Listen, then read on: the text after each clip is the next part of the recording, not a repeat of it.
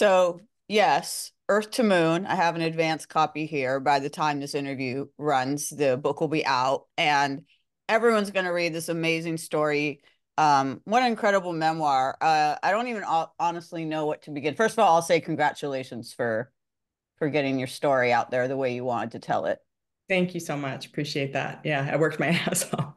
It's really How hard. does it, I mean, it's such an open-ended question, but this is a very raw memoir. We'll get into it in this conversation, but how does it feel to have it out there? Is it scary? Is it healing? Both? Well, in the book, I explore the question, is genius worth the collateral damage? And for me, naming where I felt like I wasn't cared for.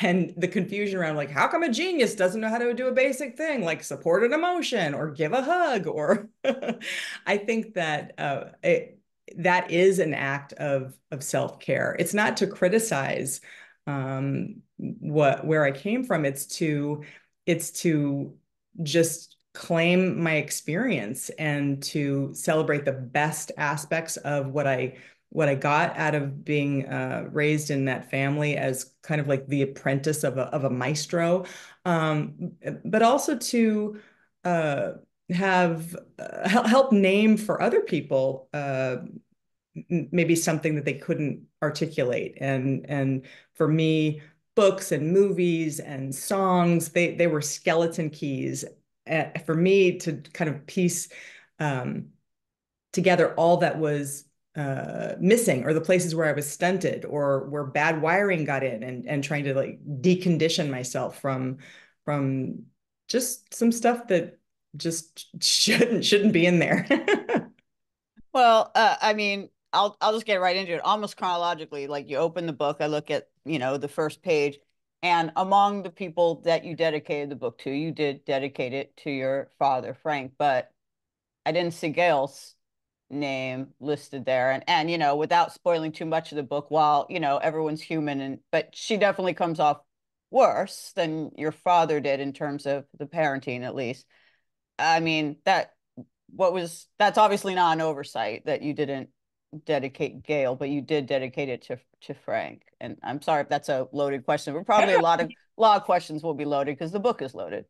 My father was the funniest, smartest, most inspirational person in my life. And before having a child and becoming a parent, he was everything to me. He was a kind of a soulmate. I mean, even in Linda Goodman's Book of Sun Signs, my father and I are an example of compatibility between a Sagittarius and a Libra.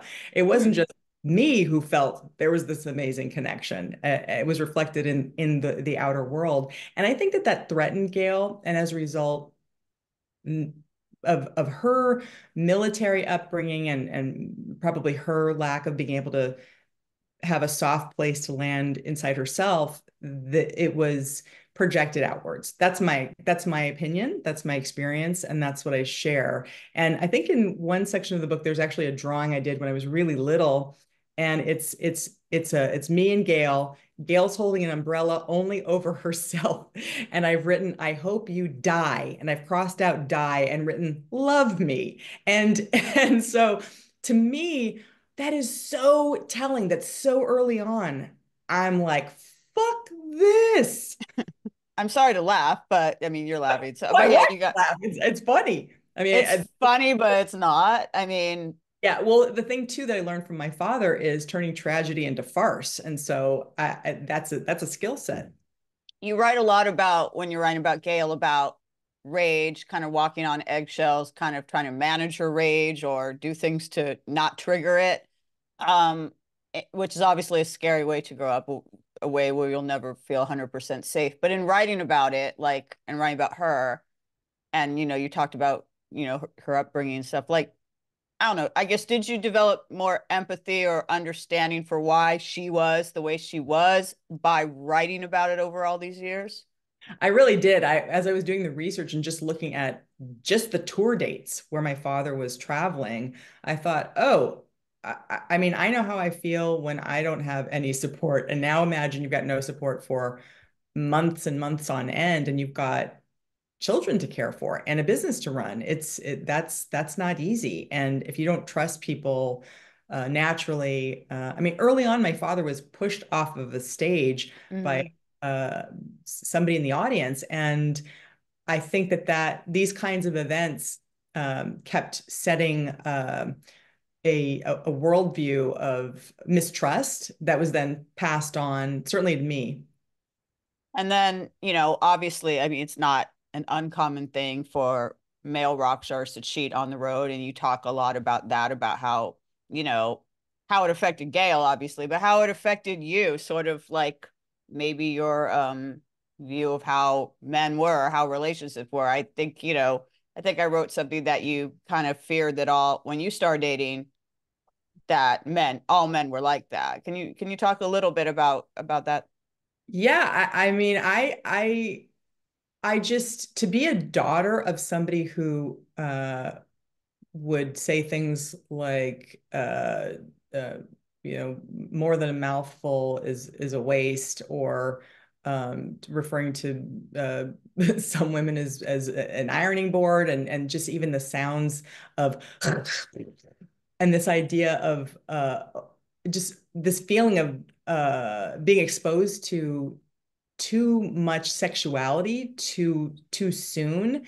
It created Mm. a lot of fear in me. It created a lot of questioning about what my value was. If you don't treat Gail well, then how do I understand that I'm valuable too? Because I come from her, I come from you. It's a confusing message when you're really little. And then as I got older, I just thought, this is just not my value system. We all became serial monogamists, my siblings and I. And so it was just so unfair to me in to behave that way. And maybe I wouldn't have cared as much if he showed up to maybe more sporting events or school plays. I don't know. I mean, I think I would still be disgusted by that kind of treatment of women and that behavior. But again, in the book, I explore the patriarchy, growing up in a patriarchy inside of the culture of a patriarchy, where that is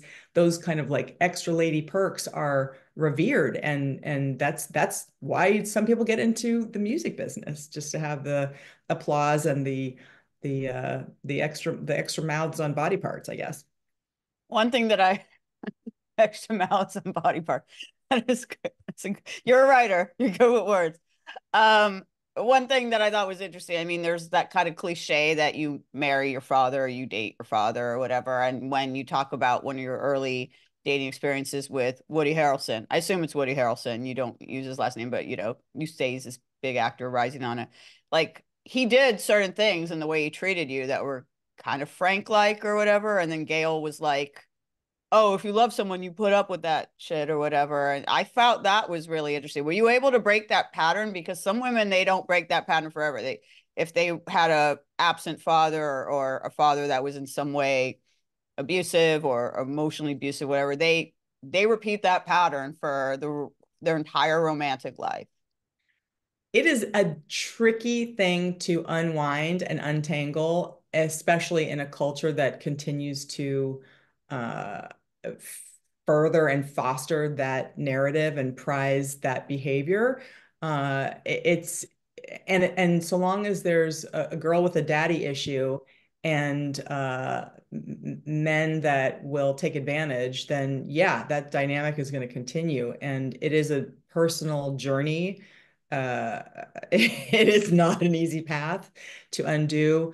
And I really had my fair share of exploring uh, dating people that were just incredibly selfish. And the upside to it is learning. Unfortunately, the human experience of learning is failing and choosing poorly until you choose wisely. It's that's the process. I mean, maybe you're lucky and you raised in a home and you're like, oh, I'm entitled to great stuff right out of the gate. But for I would say most people, there's they don't have that luxury. And so you that's how you learn. You fall down 7 times and stand up 8. It's interesting. You said daddy issues. I actually literally on these, if you see me looking at the sides, because I have like pages of notes, I actually have a question about that. A lot of women have daddy issues in one way or another. I hate that term because I feel like it's kind of like, and I'm not upset you used it, but I'm curious about that term because I feel like that kind of, I don't know, like puts it on the woman. It's kind of like a trivial, oh, you got daddy issues. It's like, no, I like went through something and, of course I have some problems that stem from that. But it kind of makes it seem like it's something you should get over, or it's like kind of like something wrong with it, puts the onus on the woman. That is such a good point, right? Because what's more true, what's more accurate is uh, when you grow up with an absent father or a father who is not attuned to you, who doesn't um, support you and in your emotions. If you grow up in a house where emotions are not valued, and again, I used to say my father, it was like having Spock and Jesus for a dad, so that he belonged to the world and he had that cold uh, uh, that he could be very reductionist and he would go to problem solving instead of looking at the feelings. And again, how you care for yourself is what you extend to others. And so he just didn't value, it seemed to me, uh, pausing to feel a feeling. And so of course it created a huge longing, because then there's a stunted place in myself that's always grasping for uh, um, just getting the foundational piece of love and support, that balance of masculine and feminine inside yourself, and being exposed to that.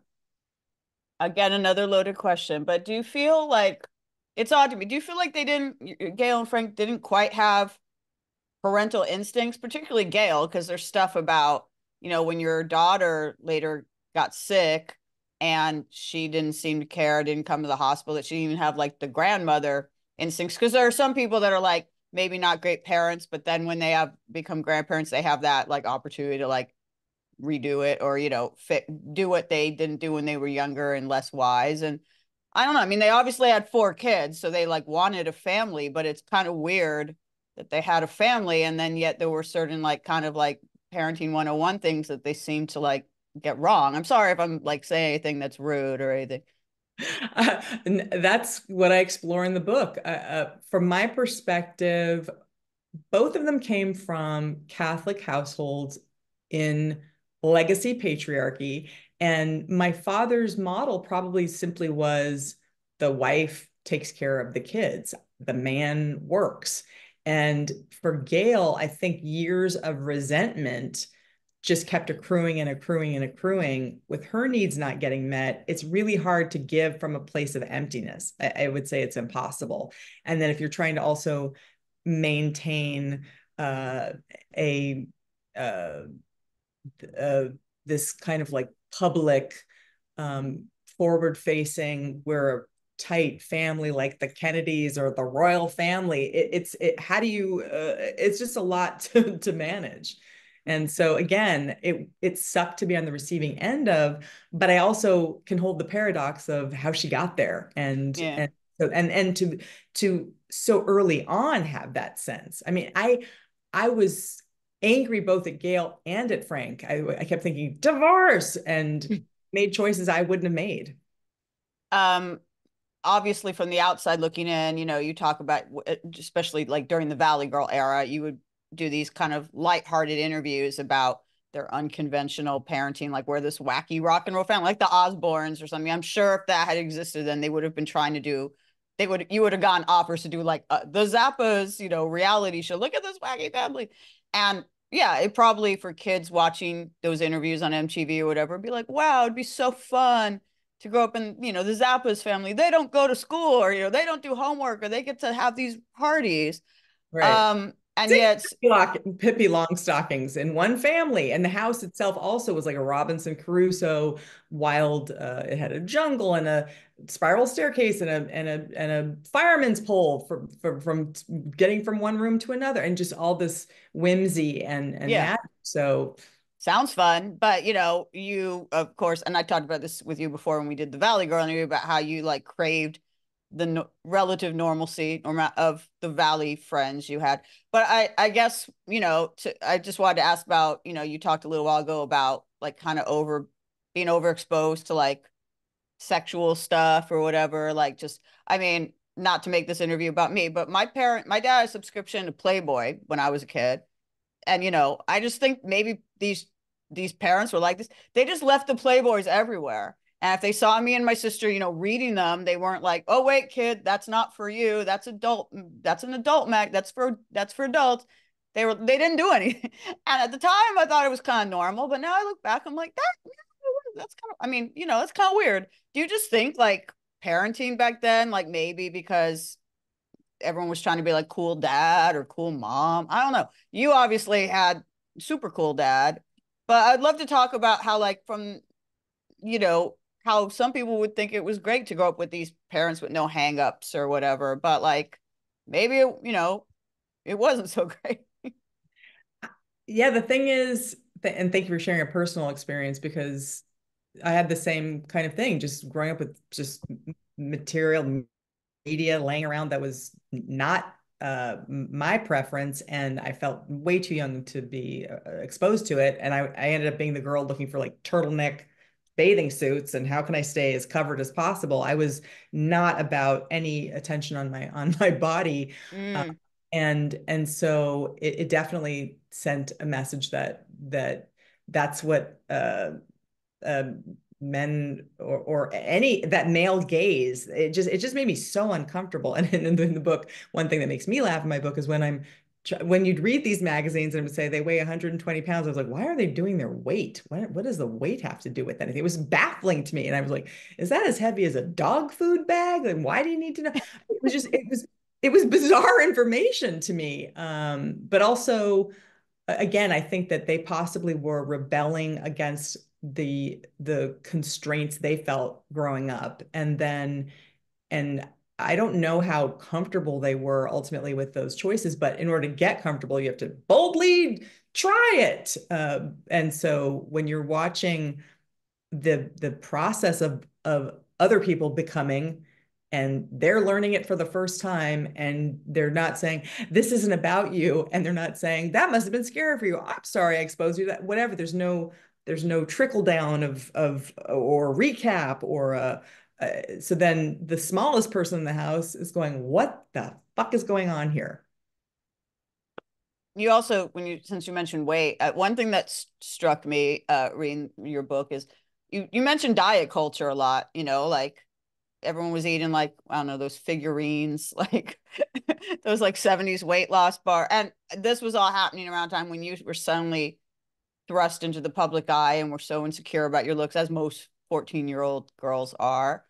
I thought it was really interesting when you said that no one ever like asked you, like checked with you, like, hey, do you want to do this? You want to be on Solid Gold? You want to do an interview on this TV show? Because like for a lot of kids, again, outside looking in, they'd be like, this is the dream. She's got these cool rock and roll parents. She lives in this crazy house, and she has a hit on MTV, or well, not on MTV, but like a hit on the radio. Did you ever try to say like, hey, I don't really want to be a pop star? I mean, it's no accident that I love movies about avalanches and mountain climbing and runaway trains, because that's what it felt like in my house. It was just you were on this thing that just didn't seem like it had any brakes, and it was always moving forward and moving fast. And uh, so again, I was a kid craving my father's time and attention, and and receiving his impatience or his desire to get back to work or get back on the road. And so for me to slide a note under his studio door and say, I've cracked the code, you're a workaholic, have some studio time together. This was just my attempt at connection. And then uh, in the craziest surprise turn of events, it then becomes a song on an album that then becomes incredibly popular. And in some ways, to my father's dismay, because a whole body of work was being ignored. I think at that point, he probably had, I don't know, 50 albums to his name at that point. And that's the breakout song. And then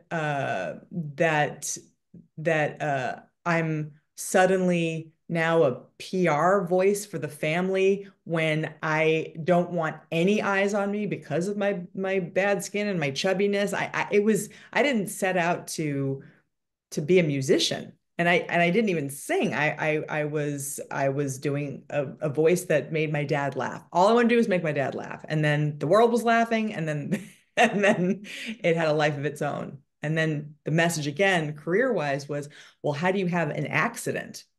How do you have a second and third and fourth accident? Because my best efforts to create work that I enjoyed didn't have the same impact.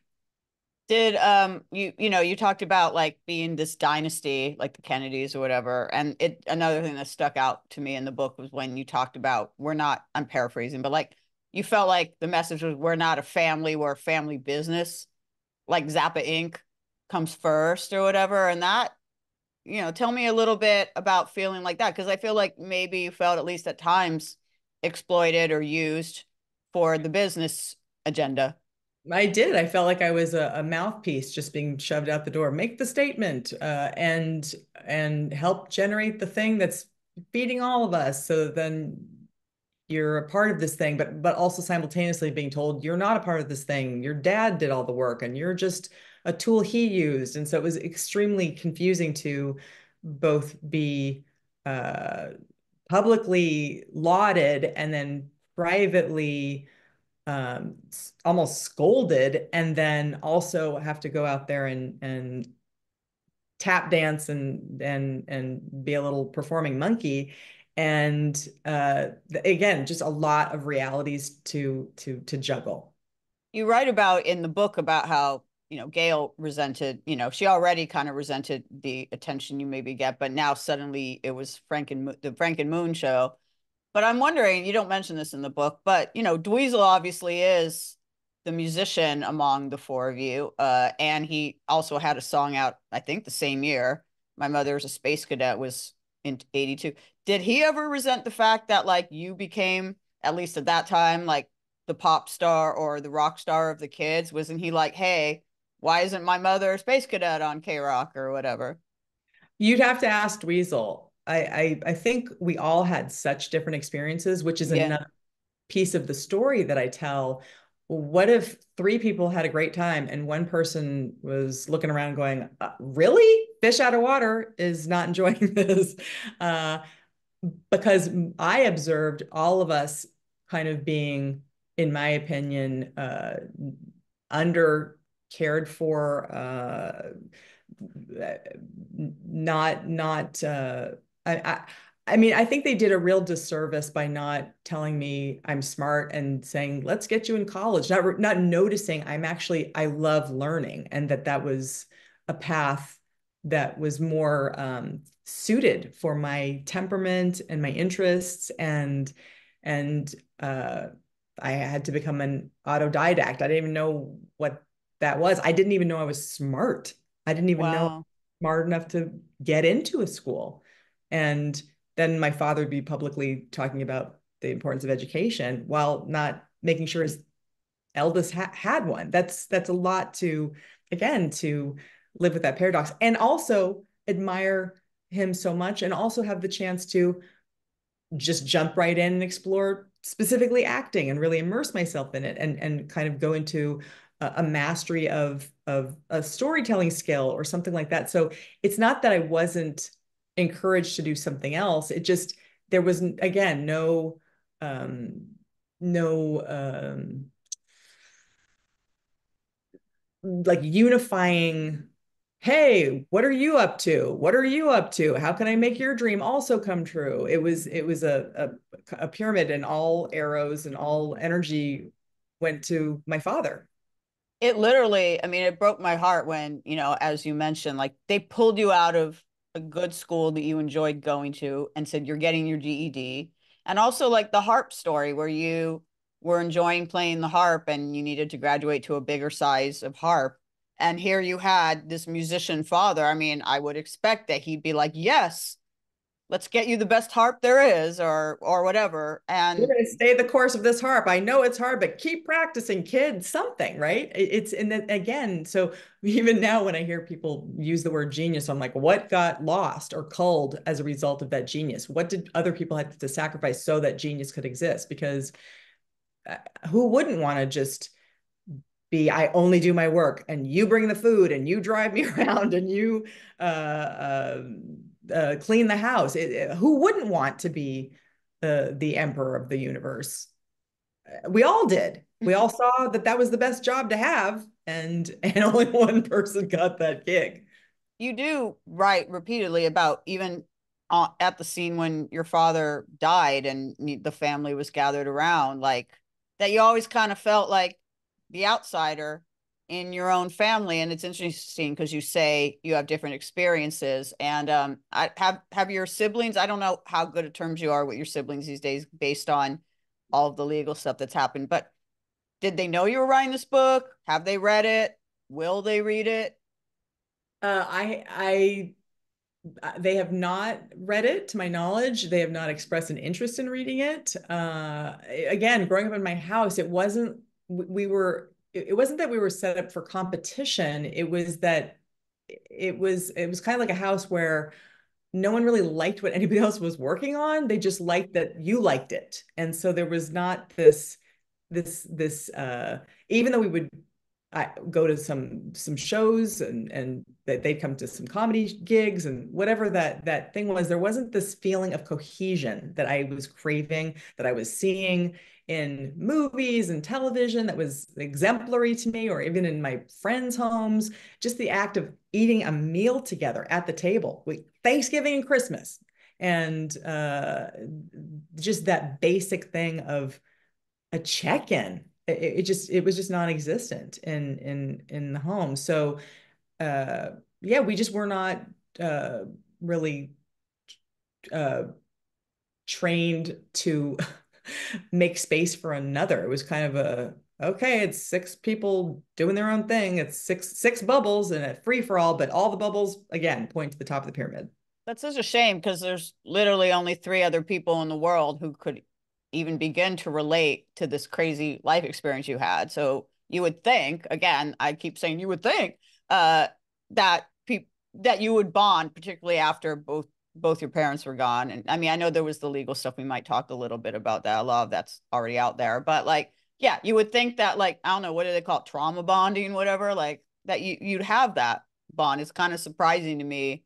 A shared history is that's everything to me. But you also have to have a shared reality, and we didn't. I don't think we have a Venn diagram crossover in some cases.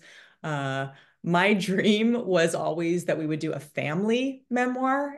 I thought it'd be so interesting to tell a story chronologically, and then each person kind of put their little point on that timeline in a story. And I presented this idea to Gail. I presented documentary ideas and family shows, and she just shot every single thing down. And that was so disheartening, because what I would observe her moving forward as being in charge of the intellectual property, then she put me in a feeling of competition with, why does that person who has nothing to do with the family get to move forward? And I, your blood doesn't. It didn't make sense to me. And then becoming a parent, it made even less sense to me, because it's so easy to say, this isn't about you. I'm so sorry for that. Here's a cuddle. Here's some healthy food. Yes, we got the basics: food, shelter, clothing. If you call food Sara Lee pound cake and Velveeta cheese, while Frank is having food at Le Cirque, it's it's a lot to juggle. That's It's a all. lot. It's a Yeah. lot. There's one line in the book where you're talking about yourself and your siblings, and you say none of us is built for seems built for life. And I was like, that's a line right there. And I that's probably actually true of a lot of I'm doing this, but like Nepo babies or whatever, people that grew up rich, or I mean, actually, and you talk about how maybe you didn't grow up as rich as people think or whatever, but people who grew up in kind of like what I think is kind of interesting is that you grew up in this family that seems from the outside looking in glamorous and privileged and getting to do cool shit. Yet in some ways you were so sheltered from the real world and didn't know how to do like normal things and would be like surprised by normal things out there in the world. It's like such a conundrum or not, it's such a paradox, I guess what I'm trying to say. Yeah, again, I really related to the show Westworld because whatever was programmed, and then somebody could be standing next to a door and not see it because they weren't programmed to recognize door. And so there were so many places that I was glitching, and I always had this feeling of I feel like there's a manual of how to do life, and I didn't receive it. And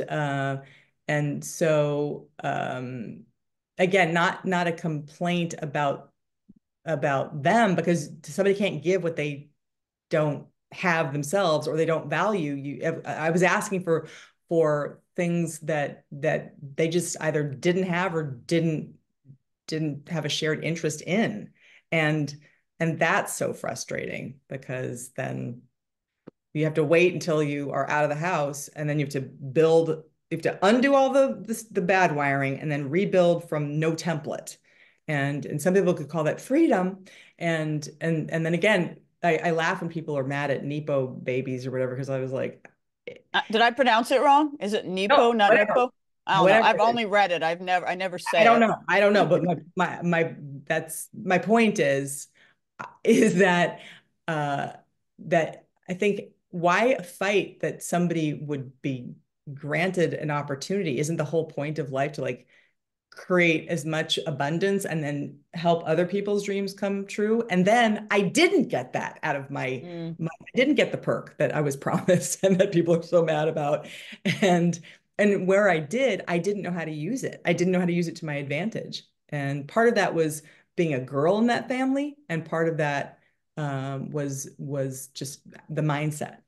Yeah, we need to talk about your unique position in the family that might have made you feel like an outsider, but maybe in retrospect did maybe build you for life a little bit more as a parent yourself now. Like, I don't think this term existed then, but parentification, that because you were the eldest and because you were a girl, that you basically had to do so much taking care of your siblings and maybe even shielding them from stuff. Like, that's a lot for someone so young. And then on top of it, you become like, a breadwinner of the family too. But like, yeah, I mean, do you think though maybe the parentification, while totally unfair, maybe in some ways did teach you some lessons you could take into adulthood? Because I felt like you had to grow up pretty fast and do some adult caretaking things very early in your life.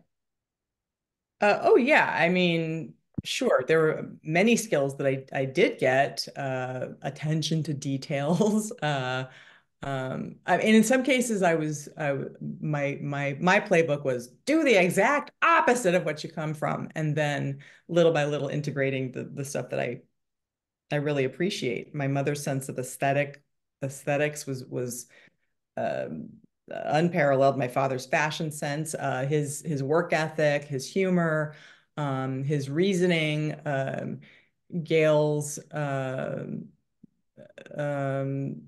her she really carried on the First Amendment civic duty, uh, get out and vote part of my life, and just her choices of attorneys and whatever that world was. I got to make those kinds of choices. Do I want to have less control over my finances or more control? Those kinds of things. Because both of my parents died millions of dollars in debt, and so I developed a terror of money because I just you think, okay, if a genius doesn't know to get health insurance, and what? So it's again Did he not paradox. have did he not have health insurance when he Did had not cancer? have health insurance when he had cancer. So, I mean, I can't even imagine how much money was being spent because there was, oh my Exactly. God, it's crazy. And how that makes you feel as labeled a genius. Wow. Right? He must have had some some feelings of like, really? How did I end up here? Uh, Wow. but Let we'll me never know. let me ask you, you mentioned the book, but you don't really say what he said, that Andy Warhol defended you or wrote some said some kind words about you. And I don't, I guess basically, well, why don't you tell me? Because you only kind of mentioned in passing the book, but I definitely remember being interested in what he had to say I about guess he observed Frank not being very kind and supportive of me and basically saying, I made her, I invented her. And Andy being like, what? There is footage of my father and Andy Warhol. I think they're being interviewed by, I can't remember who the interviewer is, but there is footage and you can see their dynamic. It is a stunning moment of these two iconoclasts just not compatible. I think it's interesting that Andy Warhol, who's like one of his things was kind of inventing people, like all his proteges, like Edie Sedgwick, whoever, was basically saying, no, that he would say that the opposite was you. That's really interesting. I know. That's why it was so validating. It was like if that guy is saying I matter, how come it's not happening in my own home? And again, that confusion of why are people outside the home in many cases nicer to me than what's happening inside the home? And again, I don't know how much my father knew because he was gone so much. So, and the household was one way when Gail was alone, and another way when my dad was present. And so I don't know that he even knew what the culture of the house was like when he wasn't there because Gail was so vocal about we do and I do everything for the kids. And just that Well, mixed message, like if you're doing everything for the kids, why does it feel so unpleasant? I mean, she didn't do everything for the kids at the end. I mean, it broke my heart to read in the book about how you were, again in that caretaking role at the very end with her, and then you kind of got punished. You didn't kind of, you got, in my opinion, totally got punished from beyond the grave for things that obviously would take too long to describe in this interview. But like, that's Right. What something that, Yeah, yeah. One of the things that's so tragic about her last chess move was that she robbed me of the chance to grieve her. She robbed me of the chance to apologize for whatever grudge she must have held. It's like waste after waste after waste, and then creating a that rift that then got continued. It's to me unimaginable and so unfortunate. we were talking about, you mentioned how Andy Warhol was so validating to you. The Bruce Weber story was interesting to me, that Bruce Weber, the famous photographer, took this picture of you at the time you were mortified about. And now I actually Googled and looked at the image after, and I was like, beautiful photograph.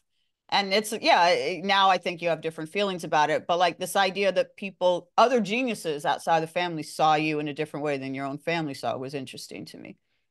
Yeah, I mean, being seen is a big theme in the book, which I hope other people can relate to.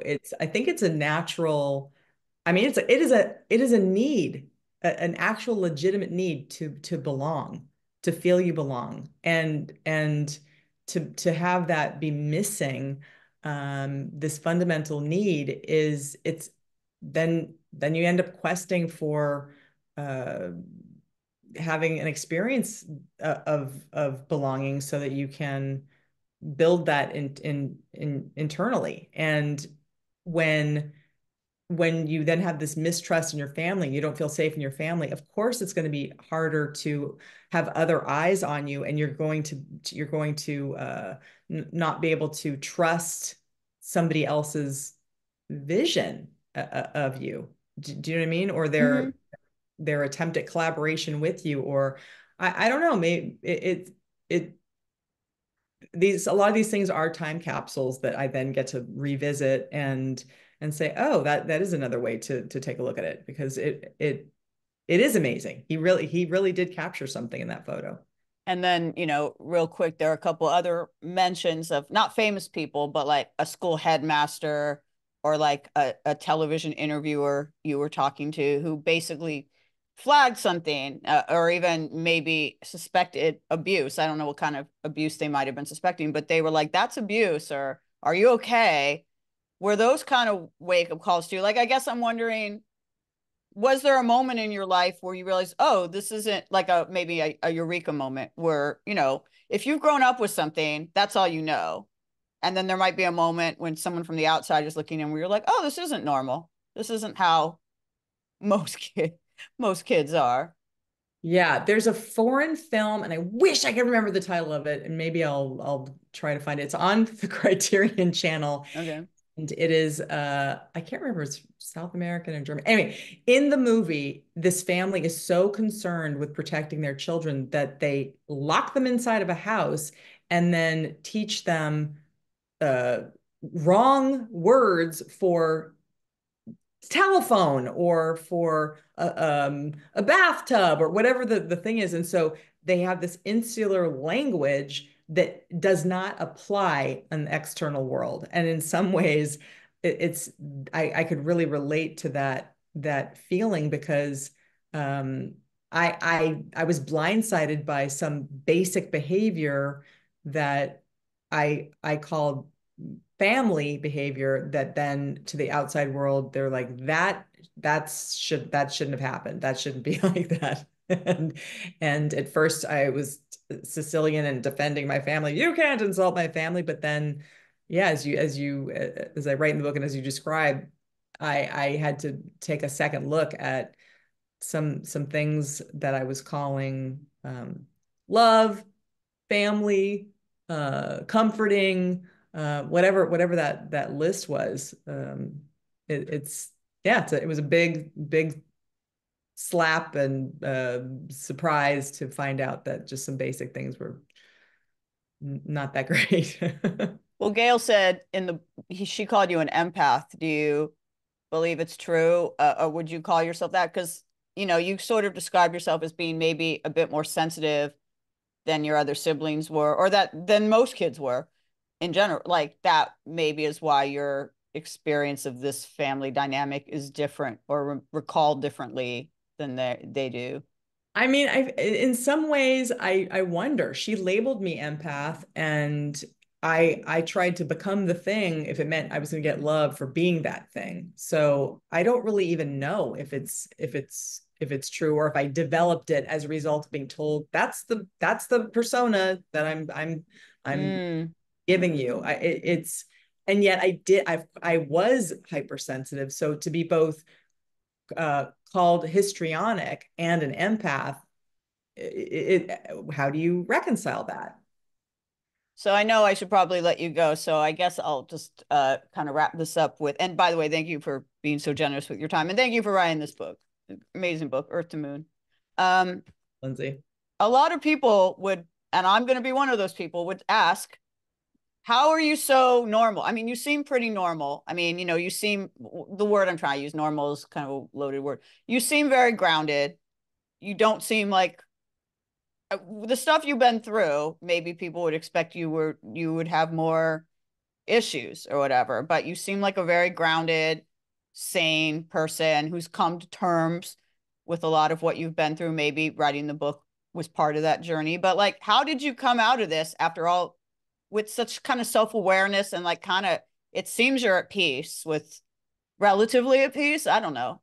Yeah, I mean, again, and I think I hit this in the book, just this idea that I was really raised from so early on to be thinking about how we present ourselves in the outside world. And when when fans are naming businesses after you, and your father doesn't do drugs, and it created this narrow, like a straight line to walk. I didn't want to end up in rehab and then spoil someone's LLC situation that they've got on the side. I So in some ways, the demands that I kind of thought of that were required so the outside world was still happy for the association, that kind of kept me from falling in some ways, and also that my dad's um, quest for never having any obstacle between him and his creativity, I he role modeled a path of of no distractions and not falling off course. And so, and then on top of it, my survival coping skill was the toxic femininity version of selflessness and chronic giving until I'm dust and have no needs. So all of these things kind of created this kind of a container that I walked. And on the most basic level, they say if you don't drink and you make it to 26, it's chances are you won't drink as you progress. So whatever habits you build in childhood, those things, it's kind of, you know, objects in motions tend to stay in motion. And so if you got bad ingredients in there, those bad ingredients tend to keep in motion. If you got good ingredients, those continue as well. So then as an adult, we get to choose, well, which ingredients am I moving forward and which ones am I fighting against? I mean, I know vegetables are better for me. I sometimes eat a cookie. Toxic femininity. No one ever uses that term, but I understand what you're saying. That's interesting. The other Well, thing I will say that I heard that I really love is grief literacy. And I feel like that's, I'm in those conversations with the book as well. Grief literacy and a portrait of toxic femininity, and how do you pull out of the nosedive of that? I mean, it seems like you have. I guess the last question I'll ask, another loaded question, but you always wanted your father's admiration or approval or good job, kid, and probably Gail's too. I mean, it certainly has gone through your mind as you were writing the book, and certainly now that it's being put onto the world. What do you think your parents would think of this book? Obviously, they're painted in a human light, but not obviously. Anyone watching this conversation can tell they weren't necessarily painted in a flattering light all the time. Is that something that you grappled with at all about thinking about what they would think about that, or also like what these very diehard Zappa fans might even think of it? Yeah, I wanted to give a portrait of, as you said, showing my father's human side, not to knock him off people's pedestals, but to just say life is messy, life is complicated, life has many colors, and in terms of what I think they would think about it, the exposure that we're all human. I don't know if I answer it from the place of who I knew them to be, they'd probably both have some pushback on exposure of being flawed. I mean, I think there is in the fame realm, you you you want to see examples, heroic examples. I mean, I try to live my life in such a way that I can admire myself, and and so I act in ways that I admire, and so I think that that's, and it's important for me to see people living in such a way that I can admire it. And I think when something's exposed that you don't necessarily want to have exposed, then or it's exposed too soon. I Well, don't I know. admire you. You did a great job. Again, Thank I you. think a lot of people will be paying attention to this book. So congratulations on getting it out there. This is Appreciate the biopic I want to see. Maybe it. someday. I'd like to see it too. Who would you cast? As you? Oh God. Who would you cast? I need to think about that for a second. Mm, yeah, I don't know. It would be yeah, it would be fun to see it moving around and come to light in that way. It would be a lot of fun. Obviously, I would like to see that happen. So, and maybe you could act in it because I know acting was, or that was one of your original dreams. Well, you know, it was funny. The film Honey Boy, watching Shia LaBeouf play his father in that film, that was like mind blowing. So to watch that healing process of reconciling his experience of growing up and then playing the thing that he was, the alligator he was wrestling, he played the alligator. So Wow. it is a thought. It is a thought. All right, watch a space. In the meantime, Earth to Moon. I always I'm bad with the Zoom. Here we go. Earth to Moon is out now, and it is a great read. And it's not like a scandalous read. There's scandalous stuff in it, but I do like the fact that it's not like just some like juicy tell-all like Motley Crue's The Dirt, which was a book I did enjoy. But you know what I'm saying? It's not like a scandalous expose. It's like a real book. So Yeah, I thank you. mean, and again, right. In some cases, my experiences, my regular old experience that you'd have too. It just happened. It just so happened that it was opposite somebody who was a well-known somebody. I had to learn my weird lesson opposite somebody who was in the public eye. Well, then this actually is my last question because I've kept you so long. But we started this interview with you saying you had this kind of overarching question: Is genius worth it? The is The it? collateral damage. Did you come to a like? I know it's such a big question, but like, is it not worth it, or is it? It's more like what is the cost of it, I guess, is probably more accurate. Okay, Because again, when all eyes are at the top of the pyramid and nobody else has a chance to be the top of the pyramid, what's the impact of that if if you don't have a turn being the top of the pyramid? okay. I will now let you go, but watch the space. Earth to Moon, the movie. It's coming out to a theater eventually. In the meantime, the book is amazing. So thank you for writing and thank you for this conversation. Thank you so much, Lindsay. I really appreciate you. It's always I fun to talk to you. See you in person sometime soon. I hope so. Thanks. Have a great rest of your day. Okay, happy writing to you too.